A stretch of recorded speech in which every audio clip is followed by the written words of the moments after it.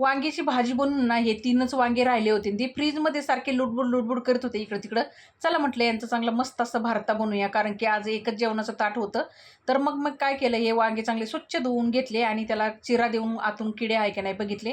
वांग्यांना तेल लावून घेतलं, म्हणजे वांगे, टोमॅटो, लसूण आणि मिरची ना जाळीवरती ठेवून गॅसवर चांगलं भाजून घेतलं.